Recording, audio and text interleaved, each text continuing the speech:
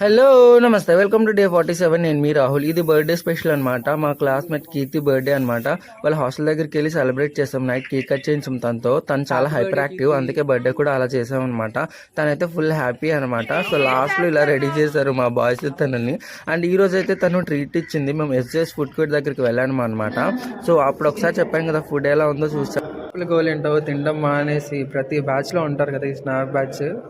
Starters అయితే ఒక్కొక్కరు కుమ్మేస్తున్నారు అనమాట. మనమేమో తినడానికి ఆలోచిస్తున్నాం. బ్రేసెస్ నొప్పి వచ్చేస్తాను ఎలా అని ఆలోచిస్తే చిన్న చిన్న పీసెస్ చేసి తింటున్నాను అనమాట. బిర్యానీ మన కళ్ళ ముందు ఉంటే అసలు ఏం వచ్చినా ఆగదు. అది బ్రేసెస్ నొప్పి వచ్చినా ఫీవర్ వచ్చినా అనమాట. అందుకని ఒక పట్టు పట్టేసాను బిర్యానీ.